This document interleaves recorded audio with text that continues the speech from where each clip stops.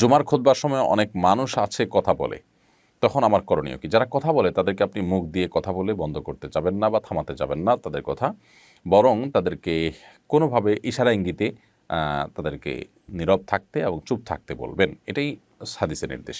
ইব্রাহিম খলিল খান আপনি লিখেছেন, হাতে লাঠি নিয়ে জুমার নামাজে খুতবা দেওয়া কতটুকু জরুরি?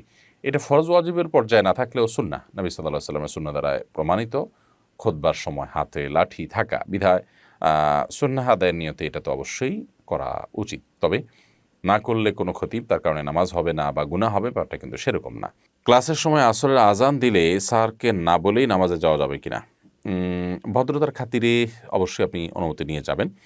যদি অনুমতি নাও দেয়, এদিকে নামাজের রক্ত চলে যায়, সেক্ষেত্রে আপনাকে চলে যেতেই হবে। সেক্ষেত্রে আপনি অনুমতির জন্য আর অপেক্ষা করবেন না। কিন্তু অবশ্যই ক্লাসের যে নিয়ম নীতি আছে সে আলোকে স্যারকে বলে অনুমতি নিয়ে তাকে ইনফর্ম করে তারপরে যাবেন, সেটাই উত্তম। ইসলাম আমাদেরকে সৌন্দর্যের পথে চলতে বলে, মন গড়া বা স্বেচ্ছাচারী জীবনযাপন করতে কিন্তু ইসলাম আমাদেরকে বলে না।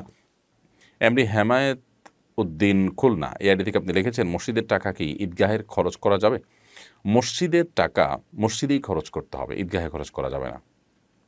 যদি ঈদগাহটা মসজিদের অধীনে থাকে, মসজিদের সামনে যেরকম জায়গা থাকে ঈদগাহের অধীনে, তাহলে সেক্ষেত্রে মসজিদ এবং ঈদগাহ কমপ্লেক্স হলে কমপ্লেক্সের টাকা সেখানে খরচ করা যাবে। কিন্তু যিনি মসজিদের জন্য দিয়েছেন বা মসজিদের জন্য যাদের কাছ থেকে টাকা নেওয়া হয়েছে তাদের টাকা মসজিদেই খরচ করতে হবে, এটাকে অন্য কাজে খরচ করা যাবে না। কারণ ওয়াকিফে কানাসে সারা ইসলাম ফিকহের একটা গুরুত্বপূর্ণ মূলনীতি হলো, দানকারী যে উদ্দেশ্যে দিয়ে থাকেন সেই উদ্দেশ্যে ব্যয় করতে আমরা বাধ্য। এটা শরীয়ত প্রণেতা আল্লাহ এবং তার রাসূল সাল্লাল্লাহু আলাইহি ওয়াসাল্লাম যেরকম নির্দিষ্ট করে দিল এটা করতে হয়, কোনো দানকারী যদি কোনো কিছু নির্দিষ্ট করে দেন যে এটা মসজিদ, এটা মাদ্রাসা, এটা অমুক, এটা তমুক কাজের, তাহলে সেখানে সেটা ব্যয় করতে। ফাতেমা বেগম আপনি লিখেছেন, রুকু থেকে উঠার সময় সামি আল্লাহু লিমান হামিদা ভুলে গেলে কি নামাজ হবে? সামি আল্লাহু লিমান হামিদা আপনাকে বলতে হবে।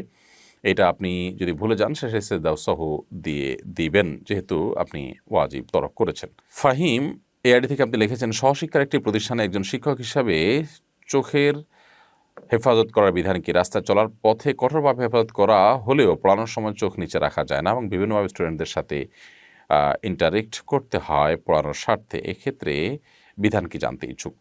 দেখুন, জটিল। যদি সম্ভব হয় মেয়ে শিক্ষার্থীদেরকে আলাদা করে বসানো বা গ্রুপ করা বা এমনভাবে বসানো যে আপনি যে নজরকে হেফাজত করতে পারেন সেই চেষ্টা করবেন।